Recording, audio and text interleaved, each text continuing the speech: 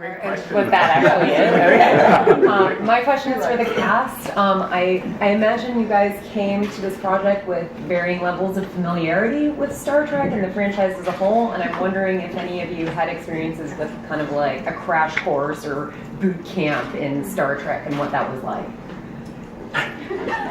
Well, I mean, I did have a relationship growing up to watching TOS like after school and then watching the original movies in the theater. But then when I did get the role, I did a crash course of like watching all of the stuff again. And then I had never all the stuff from like the late '80s, early '90s passing by entirely. I was not watching any TV then, so I missed Next Gen first time around, and then did a major deep dive into Next Gen, and then also have just finally gotten to Deep Space Nine. I don't know if these guys would say this. I feel like our show really is in many ways the most DNA of our show from what's come before is a sort of a blend of the original series and Deep Space Nine.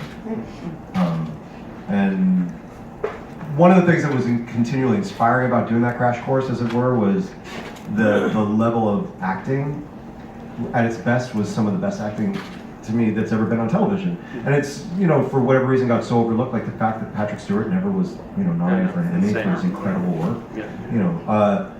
Leonard Nimoy, I guess he was nominated for an Emmy, right? I think he was, yeah. So at least he got some recognition, but that was really inspiring. And then just the ideas and the writing as an adult, as a kid I thought it was really cool, space, yeah. But as an adult to see the depth and complexity of what was being talked about, and gave me just great source of inspiration moving forward.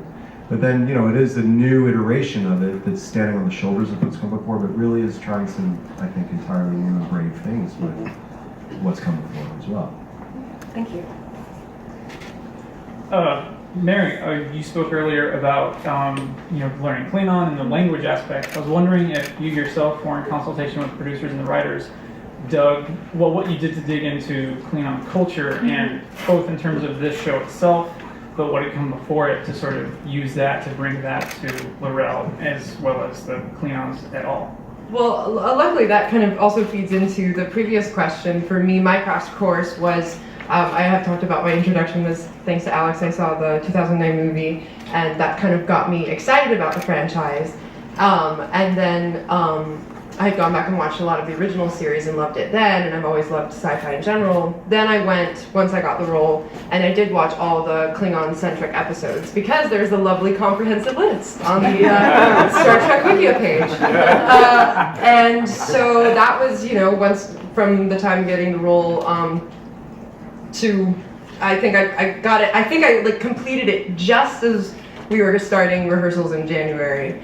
And that really informed me. I did have an eye on the female Klingons and their representation, and I'm really proud of how we have paid homage to what the women have been in the past, but we've really, created, like we're saying, a new version that is in the vein of the themes that we've seen. I keep referencing, actually, a character that really resonated with me was Grilka in Deep Space Nine, because it's a real poignant kind of storyline of a woman who cannot succeed her husband's house because she's a woman, and she has to go to Quark to get her own house. Come on, a Ferengi, so and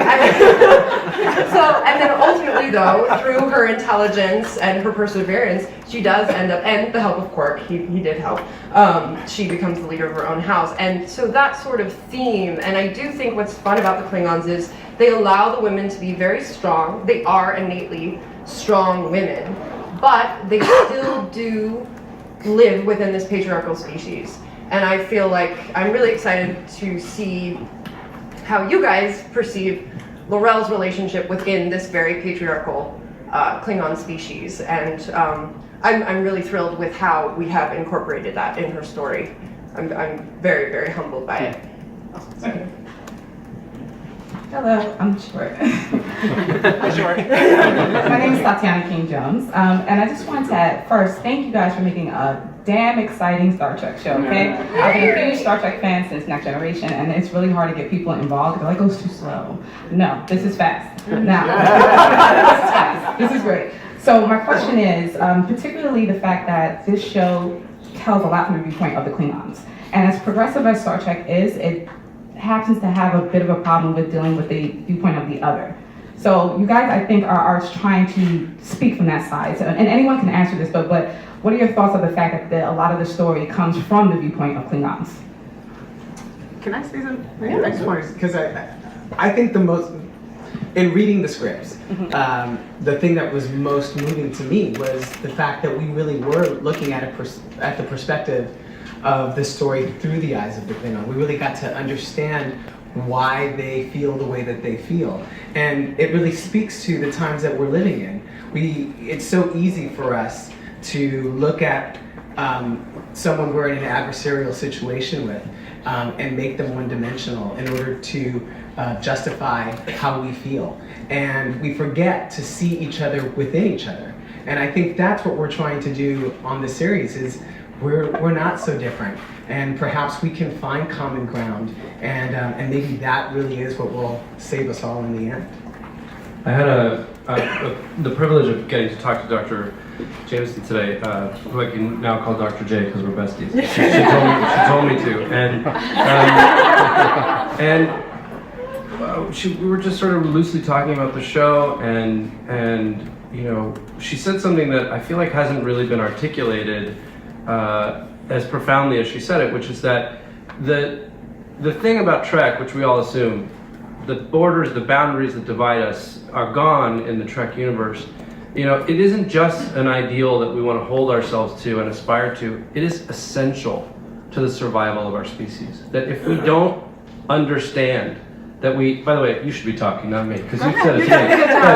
But if we don't embrace this as a philosophy, we are not going to be on this planet for much longer. And as she said so poetically, you know, the dinosaurs thought they had it made too. And so we have to embrace this Trek philosophy as a means, not just as a means of survival. And I think when you think about the Klingons and you think about the idea of war and you think about why wars happen and what divides us, the whole season arc is about asking the question of who we are and what we give up of ourselves and where we are going as a species. And we ask it, the Klingons ask it, and it's an exploration of that very fundamental question that Dr. Jemison so poetically said is sort of our lifeblood.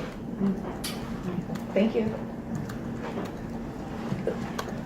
I had a question for the cast. I wanted to say that there's a very rich legacy and history that goes along with 51 years of Star Trek. And in researching that, were there any characters or actors or episodes or performances in particular that informed the characters that you're now playing on Discovery? I already said that. I'll say one thing. I did go back and look at all the doctors. I'm not gonna lie. What I loved about them was that they were the living, breathing heart of the show. They were they were what's the word? The heart. If Leonard Nimoy was the brain and Kirk was the arm. the brawn, then McCoy was the heart. And so I really wanted to infuse him with as much of that sensibility as possible. And the same could be said about Dr. Crusher. So anyone else?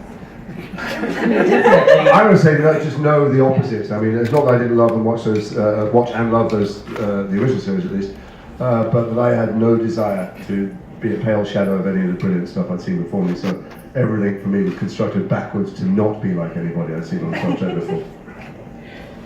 I mean, definitely the Vulcans. I mean, that's where Bruce, when I hear that, you know what I'm saying?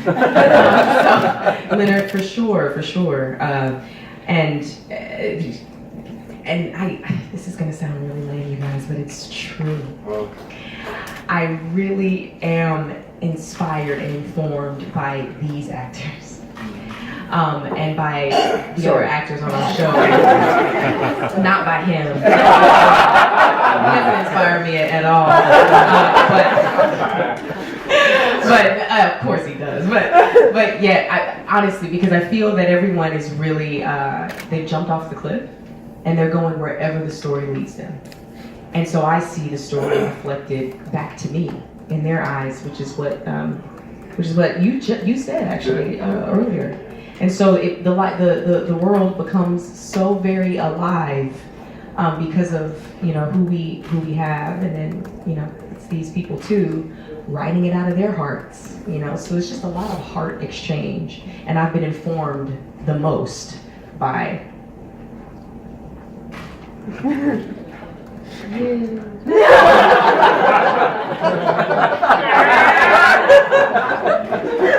Thank you.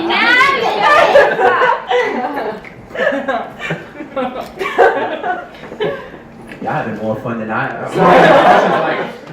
This is a date word. Well, I'm Jeff. I'm Jeff, first of all. You had the problem too. All right, so my questions are along the lines of continuity, so anybody can answer. A couple of things I was thinking. So the show is supposed to occur about 10 years before the original series. This age of having continuity with cinematic universes versus TV, we know that the original series in the movies was rebooted. So that original timeline was rebooted to a new timeline. So my question is, which original series is the timeline 10 years before? Is it that universe or the Kirk TV universe? And secondly, in terms of, thank you very much for... Do you have the internet? Huh? Just because you have access to broadband. Because they've answered that about 100 times. That's all. Sorry. Oh, I'm sorry. I just asking. But secondly, I want to thank you for having putting all the money into the tech for Star Trek, because it's 3 episodes in. It's one of the most, if not the most beautiful Star Trek I've seen visually.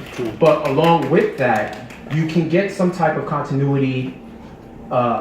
It's like because you have so much technology within it, and you show the advances, you can run into some issues. Like, for example, one of the episodes, I believe there was site-to-site transport on the ship, and I'm thinking to myself, they had trouble with that back in the day. Scotty did do it though. Scotty Right. did do it back in the day. So my question, he did, but it seemed a little bit more effortless. Maybe Discovery was ahead of their time. Discovery's brand new. The Enterprise has been flying around for how many years at this point? Right. Enterprise is kind of old at this point. Discovery's brand new off the assembly line. So in general, just in terms of, even with the history of the different characters, how do you balance putting your all into it visually and just having it live up to 21st century standards while following the 24th and the 22nd and 23rd continuity? I love how engaged you are in the show. Honestly, I feel like when we all went out to work, when we all started to want to sit down and do the show, we want people to lean in and have the kind of experience that you're having watching the show. It's making you think, it's making you go back. We are a TV show, and our canon is a television series. And also, as far as stuff like site to site, it's so interesting you bring that up, because in the writer's room we talked about it a lot, and we knew it was a controversial thing. Mm-hmm. And we just made the decision that on this ship, you can do it. And but we don't waste it. And since Lorca's a different kind of captain, he does it. And other captains might not do, because there are dangers involved. So, and I think you have another question, and I'm sorry. Yeah, a question about the timeline. So just to... Akiva will take this one. Yeah, so... Microphone, Akiva, microphone. We are non-Kelvin. These guys created the Kelvin timeline, which is a reboot of the original timeline, right? So that what happens is through you know it. Mm-hmm. Yeah, it affords you the opportunity to retell narrative, pieces of narrative that you might think you know, but you know them differently. We are not part of that timeline. We are the original timeline. So as Gretchen said, we're the TV shows and the movies that fit into that. We are 10 years before the original series. What Anthony just said about where Constitution class ships are in comparison to where this Discovery prototype, or one of 2 prototypes, now one of 1 prototypes, might be technologically, it's obviously it's a variant. Mm-hmm. We are wildly aware of everything that appears to be a deviation from canon. We will close out each of those issues before we arrive at the 10-year period that when we close out our 10-year period and hit TOS. There is a tradition in Star Trek of attempting to use modern storytelling, visual techniques, props, visual effects, etc., to contemporize the original feeling that was generated by the props, the sets, and the visual effects of the time, even within the original series, you know, and then certainly in Next Gen, we've seen ourselves go back and update, right? So even digitally, we went back in and made the planets look better and the ships, just pure opportunity, right? So fundamentally, it's subject to interpretation. How far is too far? But what we're trying to do is remain true to the technology that was available there, but represent it with the technology we have now. And that's a little bit our guiding principle, and we kind of are pretty good at holding to it, even when we see something unbelievably cool that we wish we could do. And so that's our outcome goal, is not to get away from the original spirit of it, but to try to do it with the tools that are available now. Thank God we don't have to watch tech that's made up of old cereal boxes, empty toilet rolls, and a gone that's like those people that blow outside a garage. And, you know, I think that a modern audience, and by the way, it's not just made, to my mind, it's not just made for the Trekkies and all the fantastic community out there. It's for all the new people who've never seen it before and heard. And they want to see great stories with great tech, and so they should have it. By the way, like I said, it's a nominal ship, the DeLorean possibly of its day, whatever it is, the ship, and the fact that you don't see it 10 years later on a different show is completely consistent to my mind. Sorry. Thank you so much. I just wanted to make a comment on the discussion. One of the questions I've been asked is, why do I like Star Trek? Why would I be here? Why do I think it's such a special show? It's because of this discussion. So for example, the science is front and center, and everybody can get into the details, and that's what allows people to submerge themselves. That's what allows one to have the prime directive come out as something that's within popular culture. Those are the kinds of things that make a show have the kind of longevity. But it's not just because it has cool things to say, it's because it touches people. And the other thing I would say is that there is an opportunity then also to teach a lot, even within the sciences, right? So as the sciences are good and consistent, it makes people want to learn more. And so I think that that's part of the power of what Star Trek has done, and I really salute you all for being able to continue that right now. We have time for one more question. No, you're good. You sure? Yeah, I'm sure.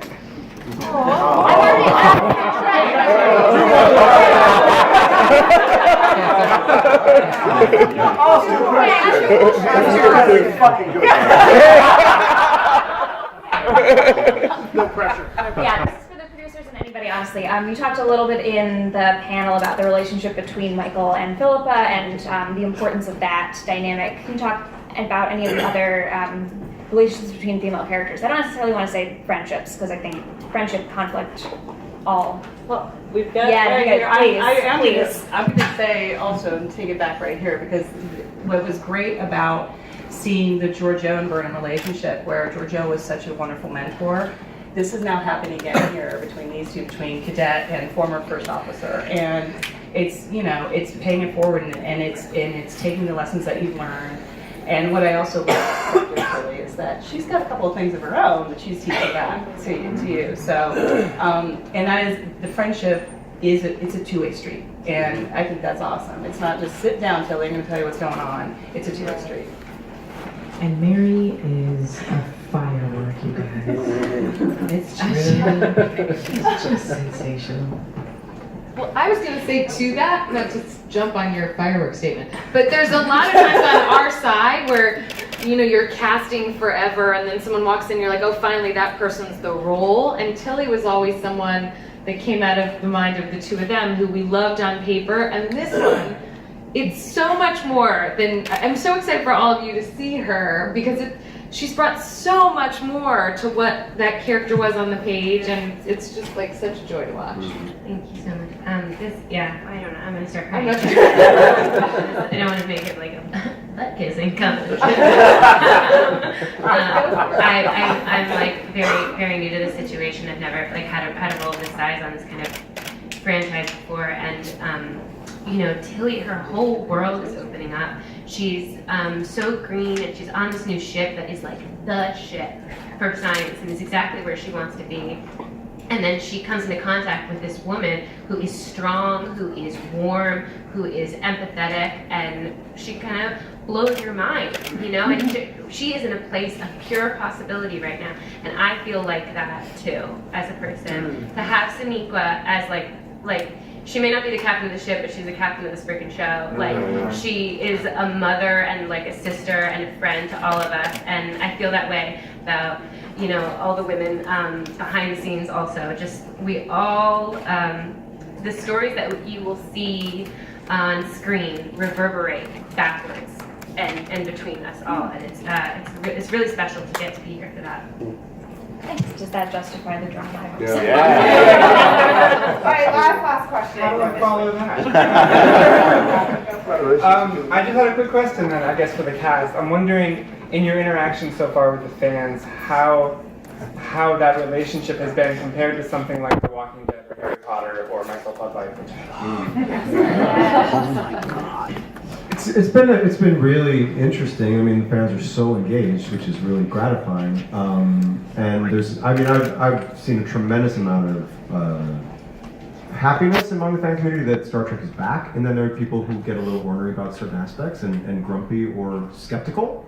And what I've continued to ask people, and most people have said, okay, I will, is to give it a chance, to keep going, to let it, trust that we are aware of these things. It's, yes, we've never heard of Michael's relationship with Spock before. Trust us that this will somehow reverberate in ways you don't necessarily expect. You know, so it is gratifying to encounter the level of passion and engagement. And I just want to add that for anyone, if there's anybody out there, and I know there are a couple because we all are on Twitter, who doubts how much love there is for this story, for this franchise, there's nothing but love for Star Trek here and back home. I'm back in Toronto on that crew. I mean, everyone is excited to continue this story and to tell it. And for anyone who's a doubter at the moment, I promise you, if you hang in there, tomorrow night, much will be explained, and there's nothing but love up here for Star Trek. Well, I would say I've been acting for 30 years, and I have never seen this kind of fan activity before something ever even came out in my life. Yeah. And I've never seen arguments break out like they do for this show. And the Twitter feeds, oh my gosh, we're tagged in all of it. I keep putting out messages, please untag us before we continue this argument. They don't.